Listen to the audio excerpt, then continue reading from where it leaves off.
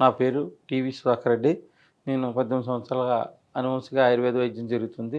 మా గురువుల ద్వారా సంక్రమించిన వైద్యం. మనం చాలామంది కఫ సమస్యలతో బాధపడుతూ ఉంటారు. ఊపిరితిత్తుల్లో కఫం చేరిపోయి చాలా విధాలుగా ఇబ్బందులు పడుతూ ఉంటారు. దాంట్లో భాగంగా ఇది అడ్డసరం అంటారు. ఆయుర్వేద దుకాణంలో అడ్డసరం పౌడర్ అని దొరుకుతుంది. అడూసా అంటారు. ఇది షాపుల్లో కూడా వాసారిష్ట రూపంలో కూడా ఇది సిరప్ రూపంలో దొరుకుతుంది. మేము ఆయుర్వేద వైద్యంలో ఈ కఫంతో బాధపడే వాళ్ళకి ఎవరికైనా కూడా పొద్దున్న సాయంత్రం కూడా వాసారిష్ట రూపంలో మేము ఇవ్వడం జరుగుతుంది. మనకి పొలం గట్ల మీద ఇంటి ఆరుబయట కూడా ఇవి పెంచుకోవచ్చు.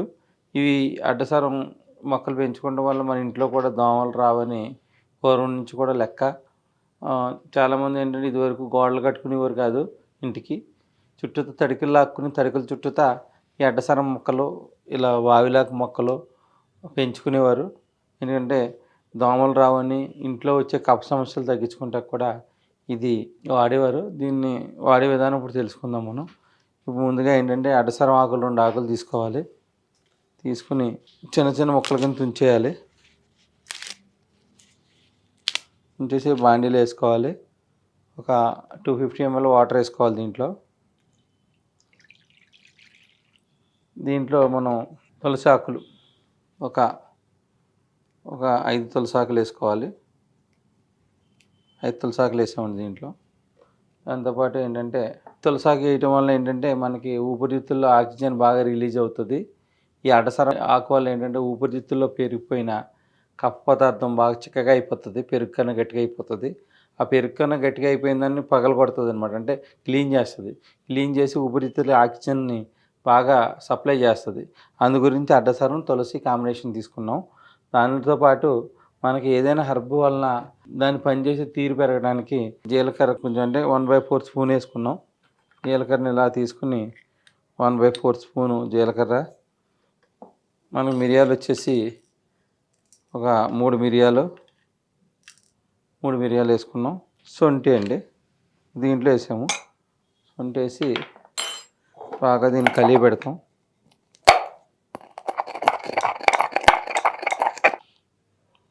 దీన్ని ఇలా వేసి మనం స్టవ్ ఆన్ చేసుకుంటున్నాం.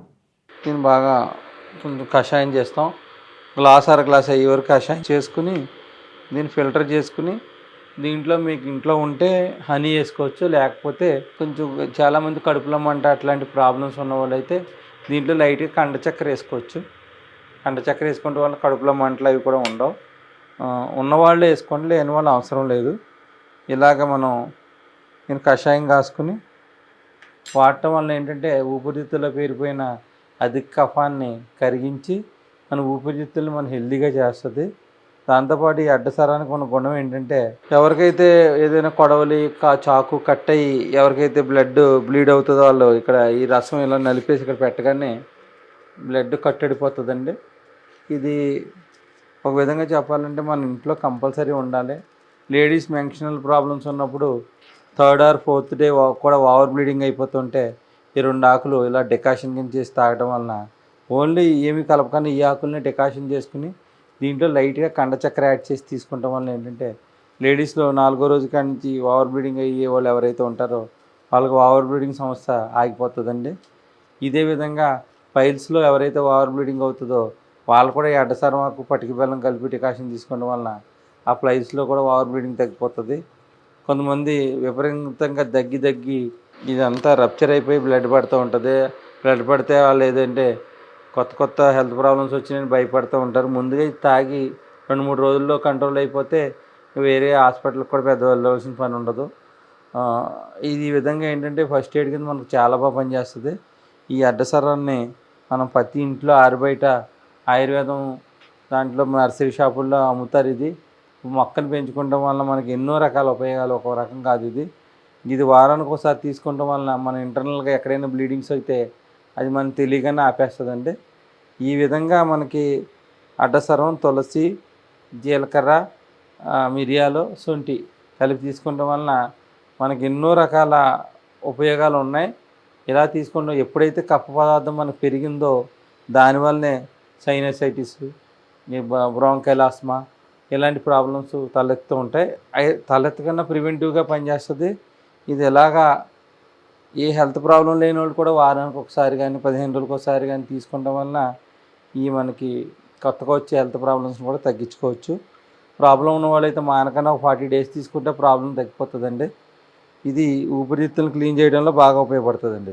ఈ పొడి దగ్గుని అన్నింటిని కూడా కంట్రోల్లో పెడుతుంది. కఫం ఎప్పుడైతే కంట్రోల్ అయిందో కంట్రోల్లో పెడుతుంది. ఇప్పుడు తయారైపోయిందండి.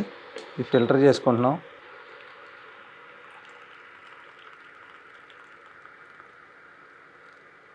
ఇలా అడ్డసరం కషాయం తయారైంది.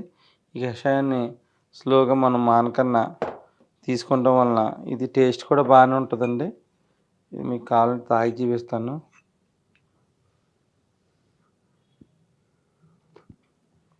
టేస్ట్ కూడా బాగుంటుంది.